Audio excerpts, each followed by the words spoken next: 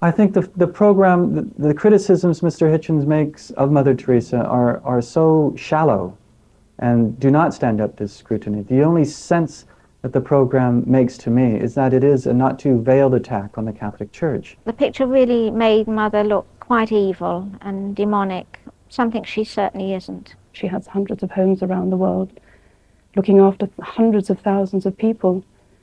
And I can't believe she is that bad. I'm sorry, she is no hell's angel. Mother Teresa's flagship institution is her home for the dying, a hospice which purportedly sweetens the last moments of otherwise destitute lives. My initial impression was of all the photographs and footage I've ever seen of Belsen and places like that, because all the patients had shaved heads. There are no chairs anywhere, there are just these stretcher beds, and they're like First World War stretcher beds. There's no garden, no yard even, no nothing. And I thought, what is this? This is 2 rooms with 50 to 60 men in one, 50 to 60 women in another. They're dying. They're not being given a great deal of medical care. They're not being given painkillers really beyond aspirin and maybe, if you're lucky, some Brufen or something for the sort of pain that goes with terminal cancer and the things that they were dying of. And I thought, what's the point? Modesty, simplicity, humility. By these canonical keywords, we are taught that we may recognize saints. Yet Mother Teresa regards herself as mandated by heaven, which is hardly modest.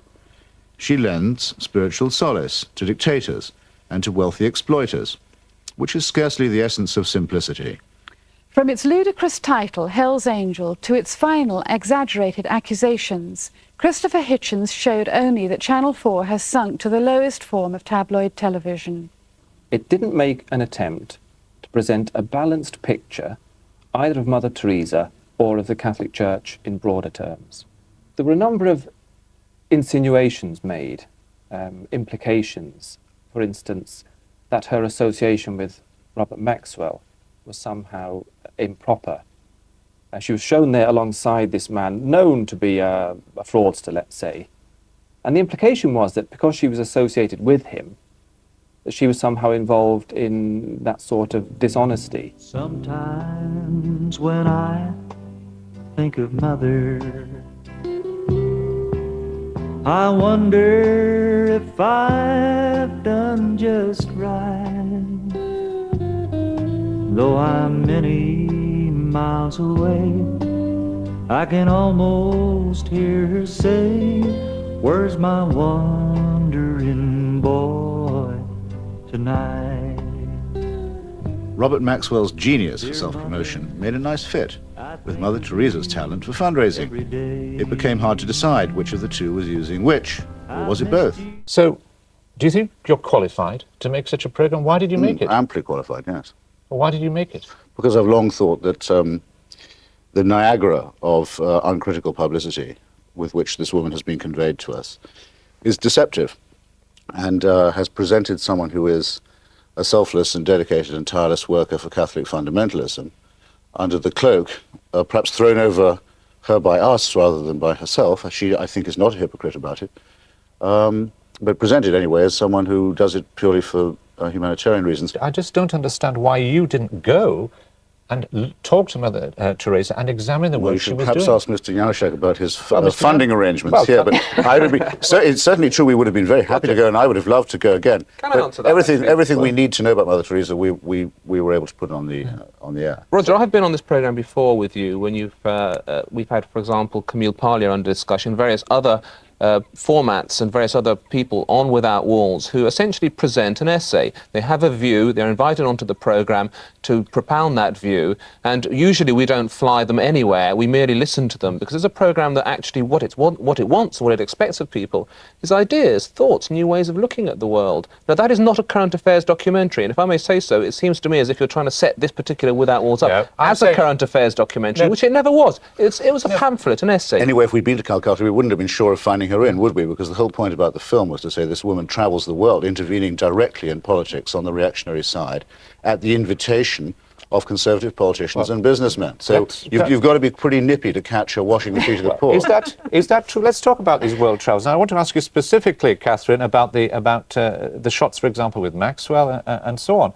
Why is she meeting these leaders, to some of which Christopher Hitchens and other people will take exception?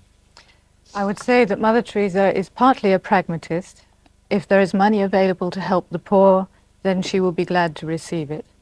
But I also feel that you're crediting her with a degree of political sophistication that she simply doesn't have. Can I bring in Mary Loudon at this point? Was that the programme you expected to see, that you thought you were taking part in? No, not entirely. What did you think you were taking part in? I thought it was going to be less polemical. Now that's clearly Christopher's style, and fair enough. But I felt, when I watched it, I thought, oh goodness, I don't feel the same way. And of course, if you're involved in a program like that, by proxy, you're seen as feeling exactly the same way as the presenter. I don't. I disagree with Christopher on many things, but I also agree with him on some. And I think some of the questions he raised were very valid, but I personally wouldn't have raised them in that way. Can I bring in Christina? Because Valdemar is saying, in essence, that Without Walls there's a clear identity. It's pamphleteering.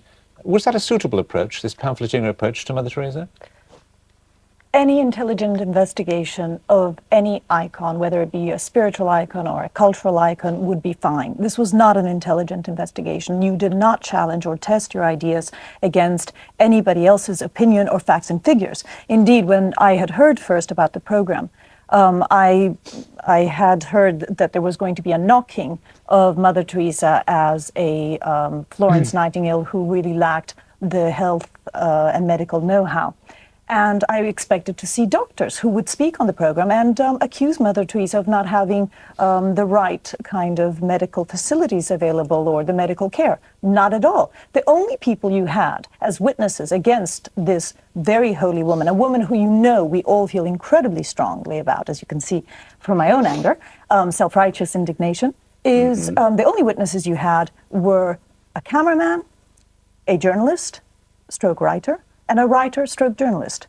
Quite frankly, nobody from the religious environment, nobody from the medical environment, because we were seeking... You say you're disappointed it wasn't about her role as a doctor or nurse. No, I'm saying that if you're going to level accusations, do it with people who know, who are experts in their field. Ma'am, I did not interrupt you once.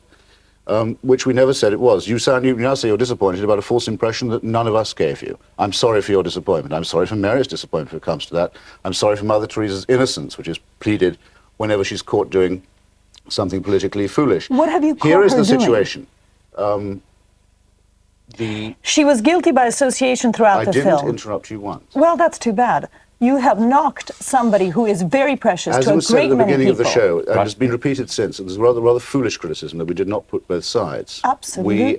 We set out to be the first media, print or film, criticism of this woman ever to appear.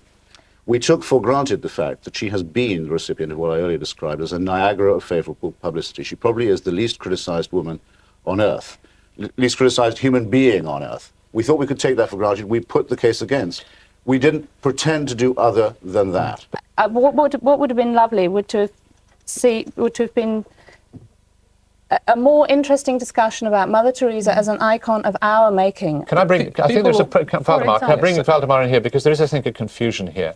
That part of the programme is an attack on her as an individual. Part of the programme is an attack on what the media has made of her. But you've attacked her, Valdemar, for what the media has made of her, not what she did.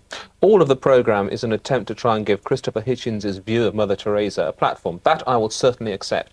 But we've done that with other icons on Without Walls, and we've done it with other writers on Without Walls. It is not fair to try and accuse the programme of not being a current affairs documentary. But can I ask about some of the techniques you used? I mean, take the reference to Robert Maxwell. She met this person once, it was arranged. She talked to him about 40 minutes about her faith. The money went straight to people in London. Nothing of that was in your film.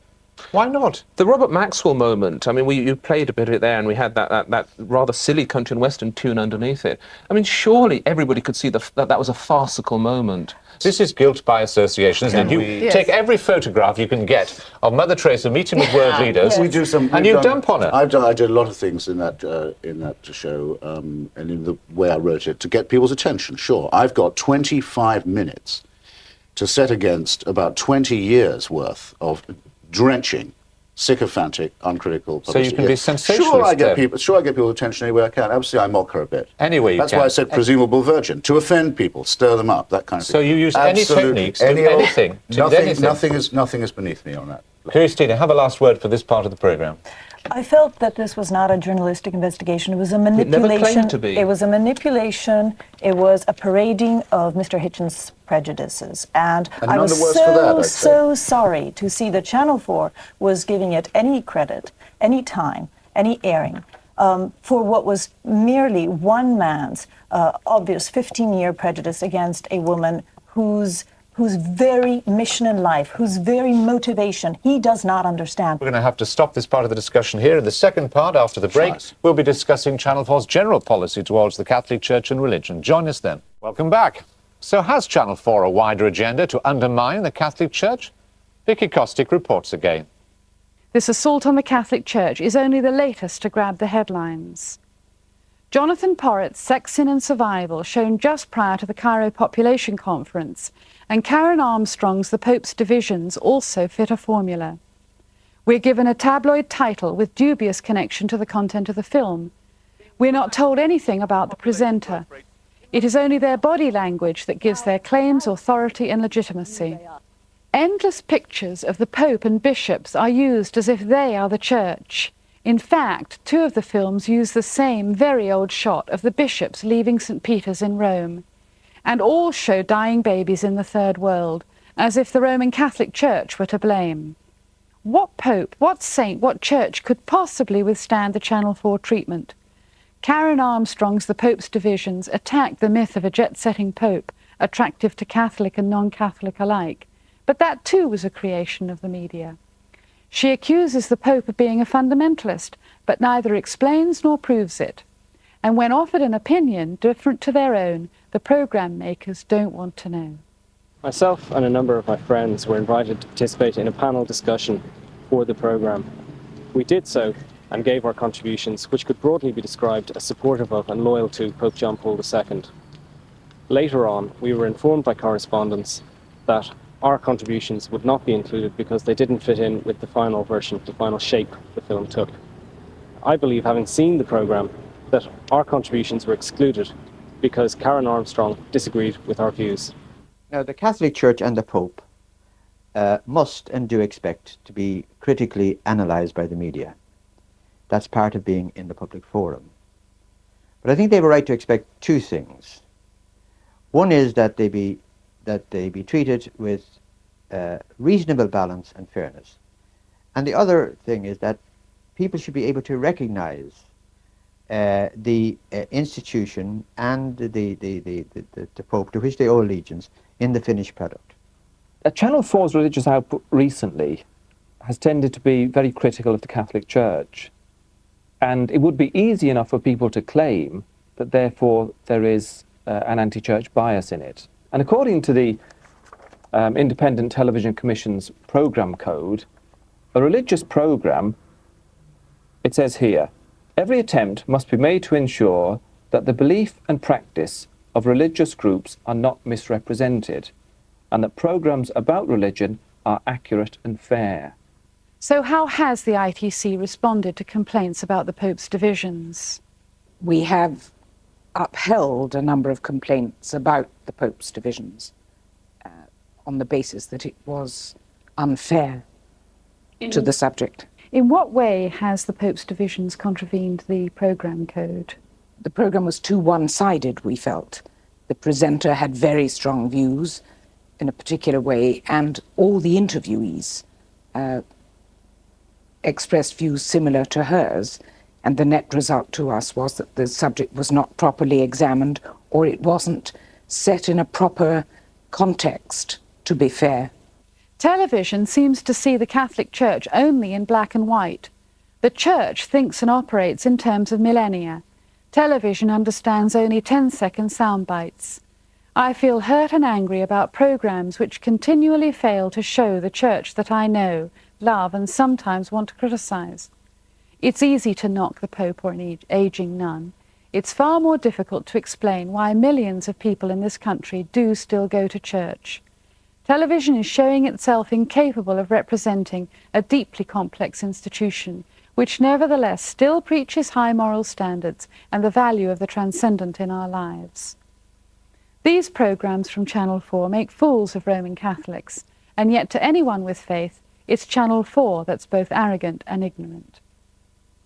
Well, with me to discuss that report, and in particular now the ITC's findings, is Peter Grimsdale, who's responsible for religion at Channel 4.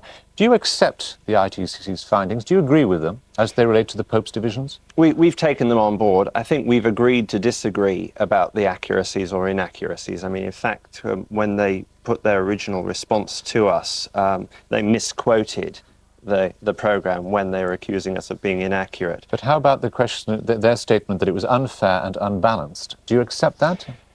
It wasn't a balanced programme because it was a view, it was a personal view by Karen Armstrong. But there's a real problem here, I think, for the channel, a tension between your responsibility for minorities and to make sure the views get on this channel that don't get on others, and your responsibility to be fair. So what is your policy now in the wake of the ITC findings? Well, my view is to look at the whole totality of religious output. We are doing a programme in response to these programmes today. What I think we have to look at is neither Valdemar or I are going to stop commissioning challenging programmes and provocative programmes. But are you going to commission anything additional which might reflect? Absolutely, I do already. What would you, Vicky, what would you like to see now? Well, I would like to see some kind of assurance that what we'll get on Channel 4 is a view of the Catholic Church which is not stereotypical, which reflects the kind of church which I recognise, which doesn't continually isolate people, as in two cases, the Pope and Mother Teresa, and issues, abortion and church, birth control, from the wider understanding of what faith is about. Please, you'll have to not think that there is some kind of Catholic conspiracy going on at Channel 4. I hardly ever meet Peter, if you really want to know. It's an indictment of the way we work, but we have never actually talked about our religious programming ideas together before now. But all your They've come out totally separately. All your personal view programmes have been antagonistic to mainstream Catholicism. Well, I'm interested in Catholicism because as a commissioning editor for arts, art and Catholicism have always had an incredibly strong symbiotic relationship. So why did you think that Christopher, who I believe is an atheist, was an appropriate figure to do this? I thought, I didn't consider Christopher's religion when I don't actually look into see his CV and see what denomination he is. We don't do that at But Channel. if you're what you all here, ladies, and since some of you represent Catholic institutions of one kind or another, perhaps I could ask you to comment on Mrs. Victoria Gillick, a prominent lay Catholic, who said that the problem with my film, so the problem with our film, Can you only deal in terms of... listen, please, stop bleating, who said that the problem with our film was that the chief executive of this channel, Michael Grade, is a Jew, and that my executive producer, Tariq Ali, is a Muslim. Now, would you care to associate or dissociate yourself with that piece of bigotry? If you equate bigotry with religious perspective. What do you think of Mrs. Gillick? She is obviously a bigot. Anybody who said what she did is a bigot. But Christopher, we all believe in religion. We all feel insulted, tremendously insulted by what you showed. But we don't believe that it's because somebody was Jewish and somebody was Muslim. No one who didn't, no one's views on Mother Teresa, I suspect, are going to be radically altered by this programme. But surely that was what you were trying to do. Anybody we're trying to raise some questions. We were trying to force a reconsideration. We did so by a selection of anecdotes, different kinds, which taken together or singly, in my submission, show that this is a woman with a very strong secular, political, worldly agenda. Future discussion of her will have to take this into account. So we win and you lose. Because it'll no longer be possible simply to have her bathed in Malcolm Muggeridge's kindly light. Final question to this side, as it were, Peter Grimsdale. Are you saying that as a result of this, your policy will not change and that there is no prospect in the near future of a film being made which looks from a different perspective at Catholicism? I'm sure. In fact, I think I can promise you that in the next 12 months there will be another film on Channel 4 that looks at a different aspect of Catholicism. There is no question about that. I mean, I won't go into the list. Vicky, I must make the point. I'm sure you would agree with this, that it is much more dangerous to do a programme that purports to be balanced. Absolutely. But where there is some kind of hidden agenda. That's the dangerous kind of programme. The programme makers who come on this programme and say, say, from time to time, who say, well, we've done the research and this is what we found to be true. That's where I get much more suspicious. At least our programmes, these ones that we're talking about, are transparent in their view. Vicky, I must give you the last word. Just to say that we've been asked to trust and respect Mr. Hitchens' reputation as a journalist by Valdemar, and I would like the reputation of the Catholic Church to be trusted and respected, and that the programming of Channel 4 should reflect that. Ladies and gentlemen, thank you very much. I'm sorry we have to leave it there. Join us next week. Goodbye.